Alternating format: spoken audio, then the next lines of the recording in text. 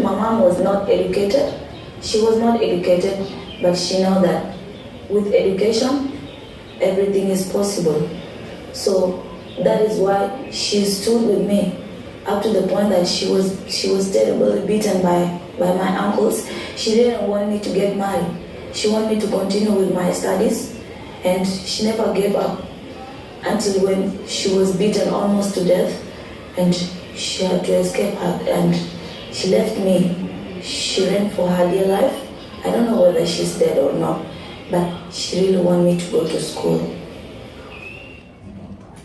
Et ce qui est vraiment fou, déjà le témoignage est fou, mais ce qui est vraiment incroyable, c'est que donc on a pris des nouvelles de cette jeune fille, et aujourd'hui, donc grâce quelque part au sacrifice de sa mère, elle ne vit plus à Dadaab. Elle étudie à l'université à Nairobi et s'entraîne pour devenir athlète, pour participer au prochain JO. Et donc voilà, c'est quelque part grâce au sacrifice de sa mère que cette fille, elle a pu continuer et ça en est sorti. Et donc ça donne aussi envie de revenir la voir pour montrer quelque part la continuité qu'il peut avoir dans une histoire et qu'on peut s'en sortir. C'est incroyable comme les femmes ont envie de parler. Dès qu'on va dans un endroit, d'ailleurs ici, il y a des gens qui veulent parler dans Big Woman, qui peuvent laisser un message sur notre site internet. Et je suis sûr qu'il y a des femmes qui sont ici qui vont nous appeler. Chaque fois que je vais dans un endroit, on dit, vous pouvez parler, il y a des femmes qui veulent nous parler. Et là, on va vous parler maintenant de Norma Batistas. C'est une très longue histoire compliquée, mais on va vous donner un peu le... Je suis désolé, on va prendre 2 minutes pour finir ça. C'est presque fini. C'est... Voilà. Avec elle, ce n'est jamais fini. Voilà. Vous, Grand Dubourg, on nous attend. Va mon petit Alain, ça va. Voilà. Allez, allons-y. Allez, vas-y. On va le faire vite. Oui, voilà. Faisons vite. Non, c'est vrai que c'est une histoire. Ça fait partie des premières interviews que nous avons réalisées pour Woman et qui est vraiment dingue.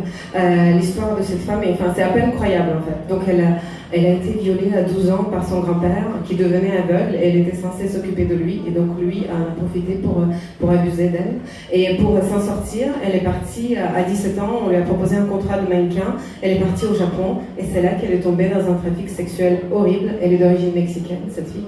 Et donc, voilà, pendant des années, elle a été forcée à se prostituer. Et puis, elle est rentrée au pays quelques années plus tard. Elle a eu des enfants, elle s'est mariée, elle a essayé de s'en sortir.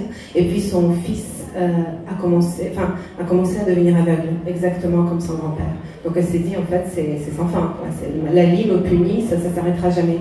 Et puis, elle s'est dit à un moment donné, mais en fait, pour m'en sortir, il faut que je fasse quelque chose. D'abord, elle a commencé à boire, puis elle s'est dit non, c'est peut-être pas la solution. Et pour ne pas boire, la nuit, quand elle avait envie de sortir la bouteille, elle a commencé à mettre ses baskets et à aller courir. Et c'est comme ça qu'elle s'en est sortie, et c'est comme ça que c'est devenu une grande athlète. C'est la plus grande triathloniste du monde. Elle a battu 2 fois le record du monde du plus long triathlon. Donc c'est une très grande athlète aujourd'hui. Et là, elle va vous parler du moment où elle a décidé pour la première fois de prendre la parole et de raconter son parcours, et qu'elle n'était pas juste une athlète en fait. I have done so many things in my life that I consider very difficult. I've climbed difficult mountains. I ran across deserts. You know, I've swum 122 miles in the ocean. But standing up and saying I'm a survivor of sexual violence and human trafficking for the first time was the most difficult thing I've ever done. Because saying it makes it more real. Saying it aloud, I can't take it back. By denying it, I just hope that if I deny it enough, one day it's going to turn out that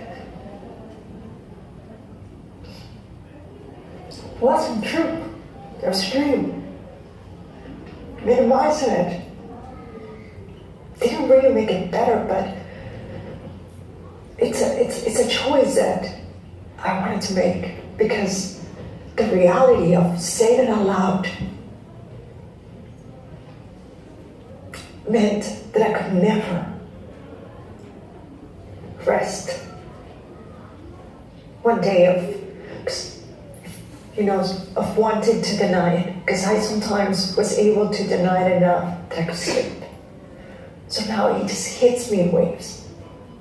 It is a reality.